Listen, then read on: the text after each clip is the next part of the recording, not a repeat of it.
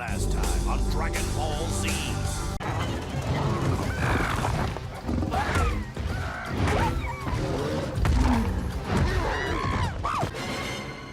And now, the conclusion. Skar laughs a lot. It's to really grind home the point he's a bad guy. But he laughs at Kong when they're fighting and makes fun of his, like, metal tooth. Hey, good thing I mentioned that. Because he got a metal tooth when he got infected tooth. And for some reason, Skar finds that funny. And Shimo is like a big, giant ice puppy dog thing, who's actually gentle and sweet, but she's being controlled by Skar, who has some weird thing. It keeps her under control and is at the end of like a spine whip Skar has. And there's this funny moment where Kong is fighting Skar and kind of holding his own / beating Skar's ass, because he's just... Long Kong ends up not being that big. The trailer makes him look huge, but he's just Kong's size but slimmer. So really Kong could push him around, and kind of was. So then Long Kong's like, he gives the command to a bunch of monkeys to stop a lava flow to let Shimo out. And it's like, you know, you get the impression nobody really wants Long Kong to rule. He's doing it because he's a dick, and they know he's got Shimo under his control. But Shimu's trapped in a lava flow thing that really only, it keeps her at bay until they stop the lava flow. Why don't they just not do that and then force Long Kong to fight Kong? Or just gang up on him and kick his ass. Like his little razor whip thing cuts and hurts on its own, but Kong was doing a good job of holding his own against him, and they could just been like, nah, we're not freeing Shimo. You deal with Kong on your own and lose. You just kicked one of us into lava. Fuck you. Problem solved, really. Prophecy averted.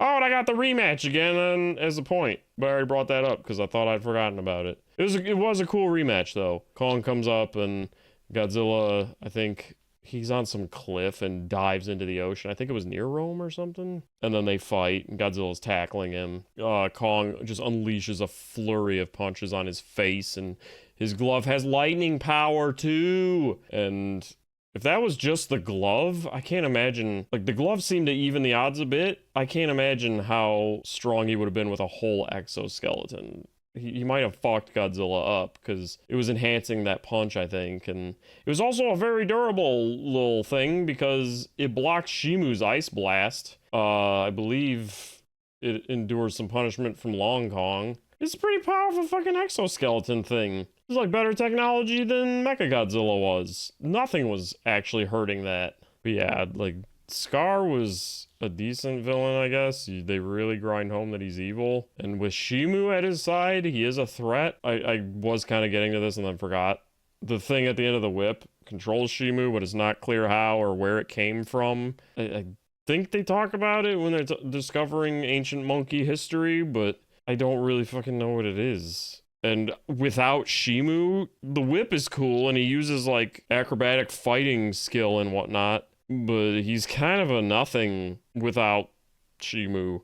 She's like a big ice Godzilla, and she's pretty powerful and can start an ice age and whatnot. So that's scary, and he's got a bunch of Kongs that obey him because he has her. But he's not much on his own.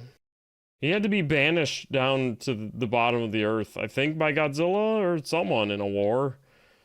Godzillas. Where the fuck did all the Godzillas go? I guess they died against the Kongs in the Great Kong War. But there's a lot more Kongs left. Does that mean they won that war? They probably were smarter. But yeah, like, Skar is just kind of weaker, well, thinner, redder Kong and crustier. Because again, any Kong that wasn't Kong or little Long Kong Jr. was a weird little crustling. Like, they're all genetically deformed. They're probably all inbred. Now that I think about it, ugh. There's this little inbred colony of Kongs living further underground. I mean, a lot of them went extinct in the war. That does make sense. Ugh. And Shimo, like I've been saying, is just Ice Godzilla. I'm fairly certain her model is actually legendary, like original legendary model modified. There's a lot of similarities there. They just, like, thinned her out, made her more quadrupedal, changed the head, but I'm pretty sure that is a reused asset. And she's basically just Ice Godzilla, and Long Kong is just Long Kong with a whip. And the humans, There's not much to talk about. They're generic, lame. I'm more interested in the human cast from the Transformers movies. The guy that fixes Kong's tooth is like a veterinarian dude, and he's kind of endearing over time because he wants to protect the underground society of Mothra people. He tries to hype up the dude that returns from Godzilla vs. Kong, the one that spills his beer or whatever. There's a Scottish dude that's angry and dies. The heroine lady. Not heroine. Heroine? Herobrine. Herobrine returns. And kind of just generic as ever. But she does have, like, a nice connection with the Mothra freeing prophecy girl. That's her name. And that girl can, like, sense vibrations and stuff. And she picks up a distress signal from these underground people as they're trying to get help because they know Kong is going to disturb Long Kong and his Konglings, his Long Kong and his crustlings. And this war's about to begin. And there's a cool thing where they have, like, anti-gravity going on. They move shit around. It's like technology, but not technology. It's just using the mystical stone shit down there underground.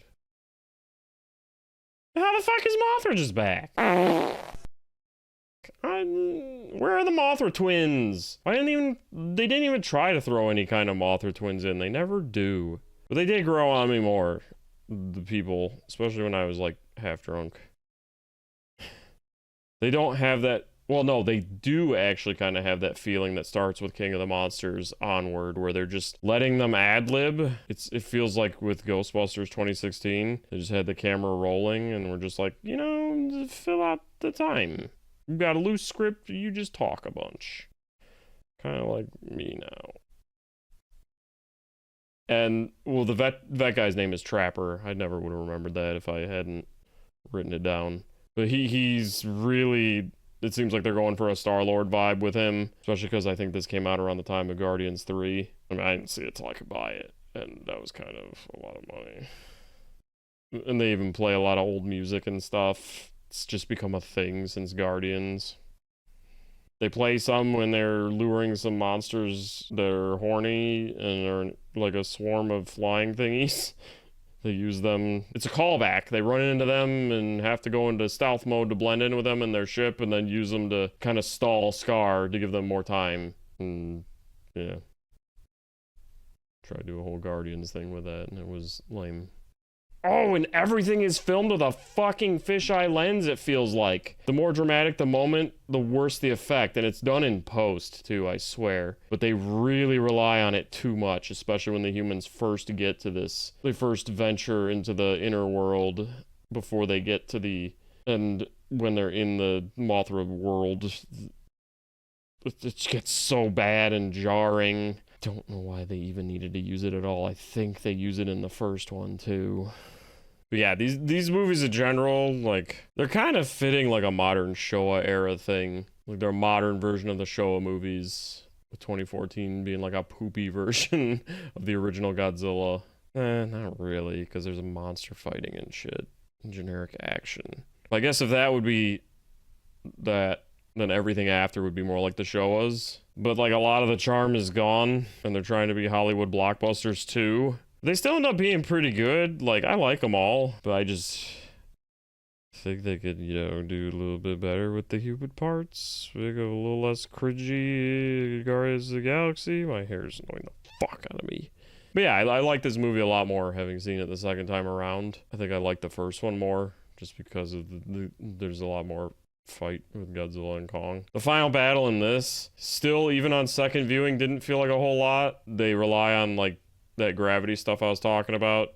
Gravity goes haywire and they're all floating around fighting. Mothra's helping stop some of the crust Kongs. Lil Kong Jr. is helping save Kong. Shimo and Godzilla are like tackling each other, flying around. That was half the fight. The other half was them making it to the surface world. And there's like some tag team stuff going on. There's not a whole lot. It just doesn't feel like nearly like what happened with Godzilla and Kong fighting Mechagodzilla. That was a cool fight. That was really cool. Probably my favorite fight in the franchise, the Legendary franchise. This just felt kind of watered down. In general, it felt watered down. But Still cool overall. Shimo gets freed and helps freeze Long Kong, and then Kong just like fucks him up. But he even had him beat before that, because Long Kong is kind of a bitch. And then Shimo and Kong return to the world under, and he's petting her. Apparently she really is just his like big dog, and not like an equal monster. But she's free and will help rule the Kongs, and they'll make some new Godzilla Kong offspring. They'll be better than the fucking inbred crust Kongs they have going on. And that's Godzilla vs. Kong, Dawn of Mothra coming back and doing whatever the fuck.